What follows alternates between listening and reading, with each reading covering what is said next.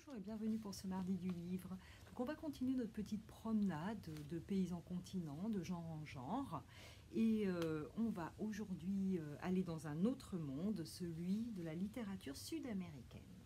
Alors je vous ai déjà proposé des livres avec une petite touche, un petit brin de fantastique. Et là on va aller un petit peu plus loin dans le genre. Et puis on va mettre... surtout cette idée de surnaturel, de fantastique, dans les mains d'un auteur sud-américain, et ça c'est à découvrir.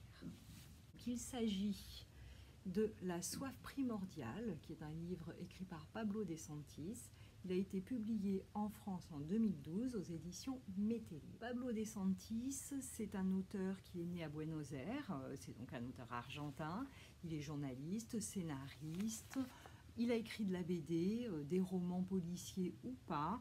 En tout cas, on reconnaît toujours son style, ses livres, parce qu'il y a toujours une petite note ou un petit peu plus prononcée de fantastique, quand ils ne le sont pas carrément. Et il y a aussi une once, là prononcée, un petit peu philosophique.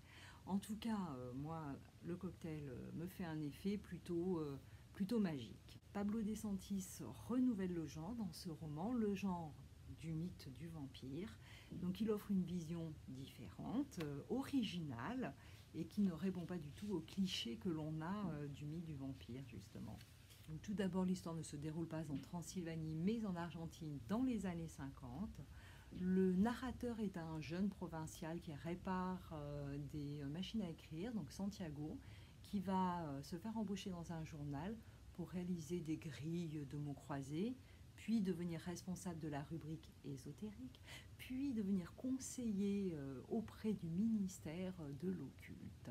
Ministère de l'occulte dont la mission est de débusquer les vrais spirites au milieu des charlatans. C'est donc la mission qui va incomber à notre Santiago. Cette mission d'infiltration va l'amener à rencontrer des gens plutôt très étranges, des gens dont la nature est extraordinaire, et ils sont appelés les antiquaires. Donc ils aiment collectionner des vieux livres par exemple. Ils ne sont pas immortels, mais ils ont une longévité tout à fait anormale. Ils ont des capacités hors normes aussi. Ils vivent bien sûr dans l'ombre, un petit peu dans la poussière on pourrait dire. Ils vivent surtout cachés et traqués. Donc ils tentent de survivre avec leur soif de sang, et en essayant de trouver un moyen de satisfaire cette soif de sang en toute légalité. Ils sont à la fois très puissants, mais aussi fragiles. Ils sont surtout toujours pourchassés.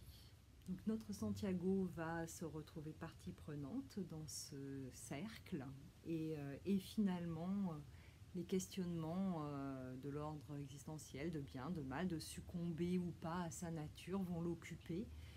Pour notre plus grand plaisir, on va suivre tous ces questionnements aussi.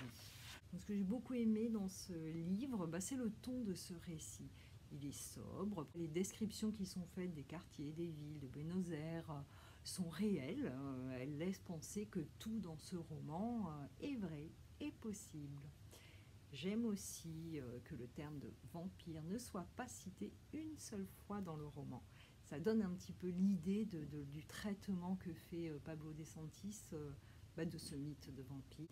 Ça redonne un petit peu ces lettres, alors pas de noblesse, mais en tout cas ça réhabilite le personnage même du vampire en lui redonnant sa part sombre. Si vous aimez, si vous avez envie de lire d'autres livres de Pablo Santis, ou en tout cas de suivre des enquêtes philosophiques, je vous conseille de lire ces deux autres livres policiers, donc Le Cercle des 12 et Crime et Jardin.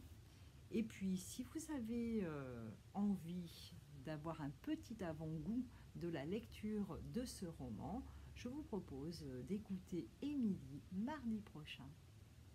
À bientôt. Merci.